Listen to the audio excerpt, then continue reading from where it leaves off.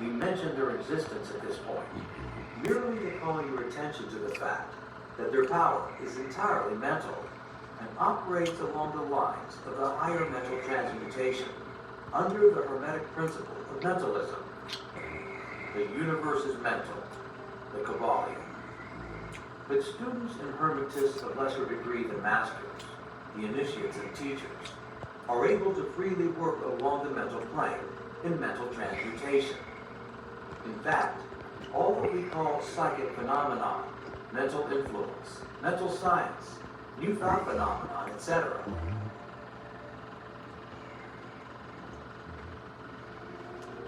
Chapter 4, The All. Under and back of the universe of time, space, and change is ever to be found the substantial reality, the fundamental truth, the Kabbalion. Substance means that which underlies all outward manifestations, the essence, the essential reality, the thing in itself, etc.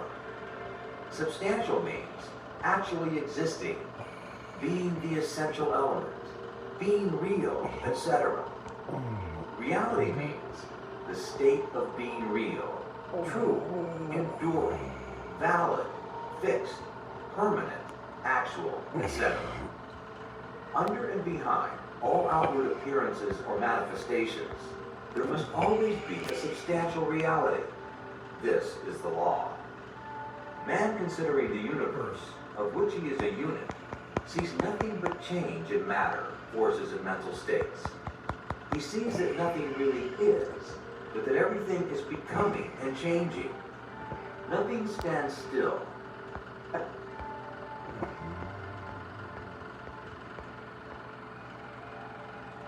Chapter 5, The Mental Universe. The universe is mental, held in the mind of the All, the Kabbalion. The All is spirit, but what is spirit? This question cannot be answered for the reason that its definition is practically that of the All, which cannot be explained or defined. Spirit is simply a name that men give to the highest conception of infinite living mind. It means the real essence. It means living mind, as much superior to life and mind as we know them, as the latter are superior to mechanical energy and matter. Spirit transcends our understanding, and we use the term merely that we may think or speak of the All. For the purposes of thought and understanding, we are justified in thinking of the Spirit as infinite living mind, at the same time acknowledging that we cannot fully understand it. We must either do this or stop thinking of the matter at all. Let us now proceed to a consideration of the nature of the universe as a whole and in its parts. What is the universe? We have seen that there can be nothing outside of the All. Then is the universe the All? No, this cannot be, because the universe seems to be made up of many and is constantly changing. And in other ways, it does not measure up to the ideas that we are compelled to accept regarding the All, as stated in our last lesson. Then if the universe be not the All, then it must be nothing, such as the inevitable conclusion of the mind at first thought.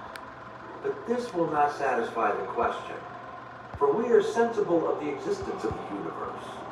Then if the universe is neither the All nor nothing, what can it be? Let us examine this question. If the universe exists at all, or seems to exist, it must proceed in some way from the All. It must be the creation of the All. But as something can never come from nothing, from what could the All have created?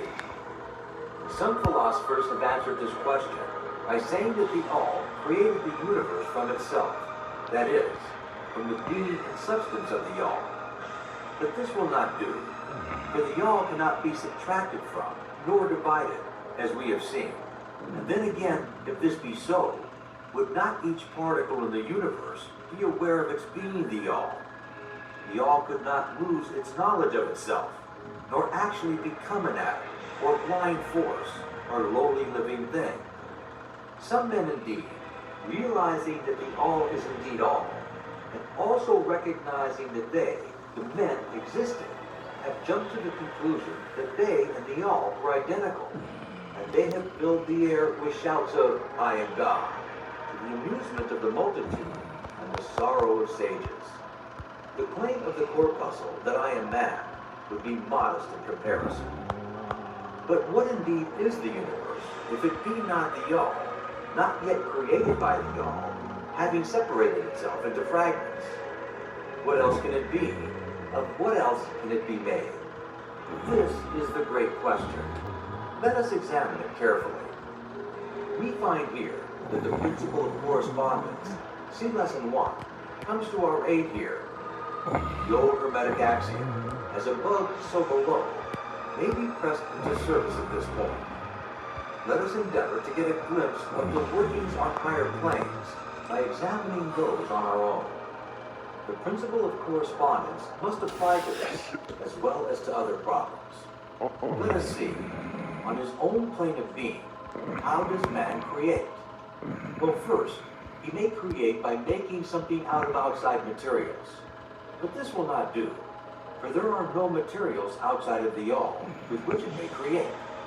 Well then, secondly, man procreates or reproduces his kind by the process of begetting, which is self-multiplication, accomplished by transferring a portion of his substance to his offspring. But this will not do, because the all cannot transfer or subtract a portion of itself, nor can it reproduce or multiply itself. In the first place, there would be a taking away, and in the second case, a multiplication or addition to the all, both thoughts being an absurdity.